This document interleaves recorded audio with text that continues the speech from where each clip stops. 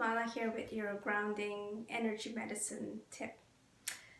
Grounding is near and dear to my heart for several reasons, um, particularly when clients come and see me for low energy and pain. So, low energy, fatigue can have several causes. Um, but one of the main ones is when my clients can't sleep. So, they can't turn the thoughts off that keep going, so it becomes very chaotic and the energy just becomes focused in this upper half, and as a result, um, you have a hard time concentrating, focusing, being present when talking to someone. You may be able to um, listen, but you can't take in what the other person is saying. And what you'll find is you kind of off daydreaming. I know some of my clients at work, they do a lot of planning and sort of thinking, what needs to be done next.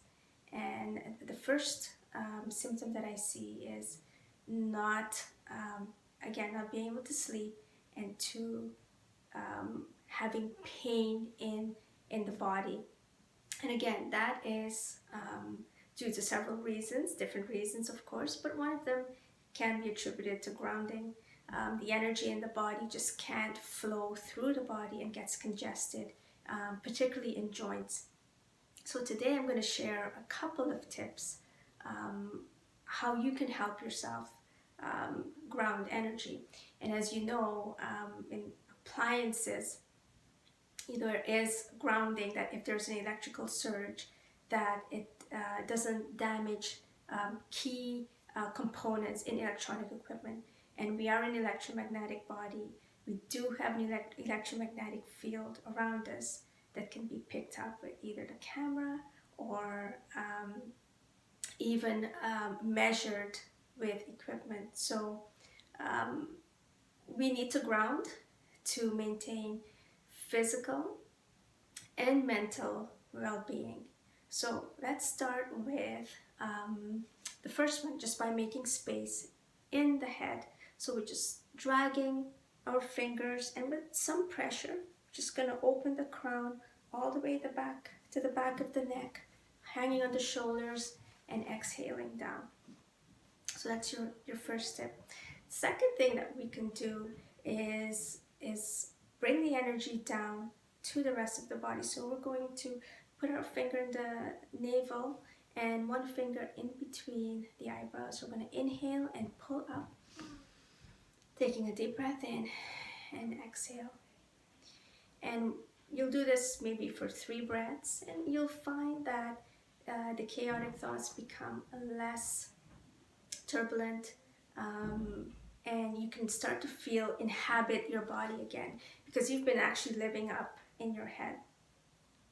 The third tip I want to share is connecting the upper and the lower half of the body.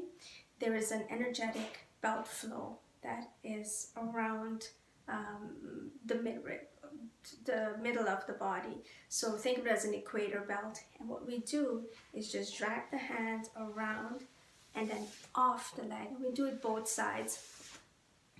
So that is your third tip. Now, if you live in a nice place where it's warm weather year round, you can simply go find a nice big tree and put your back, your spine towards the tree trunk. And that helps ground the energy down through the soles of the feet. Okay.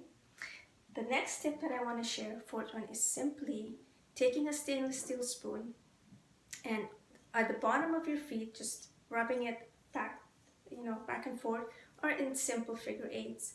There's K1, which is kidney meridian, the soles of the feet, start of kidney meridian, where we drain energy and we take energy back in. And we want to make sure that there's no static energy built up. And you know when you walk on a carpet and you build up that electricity, it doesn't quite feel right. So stainless steel spoon can help fix that.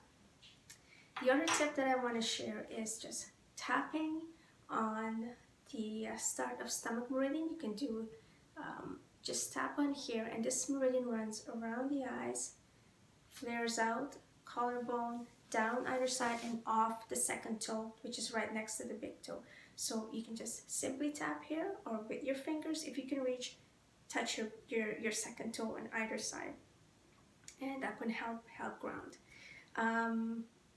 Often I see people who fly a lot get disconnected from that field.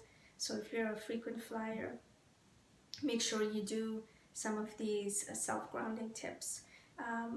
People who work in, up on the 5th floor, 6th floor, away from the ground, and they live in apartments or high-rise buildings, they park their car on a concrete floor. Grounding is very tough, so be mindful to help drain that energy, especially if you have pain and inflammation in the body. So those are a couple of the tips that I want to share with you.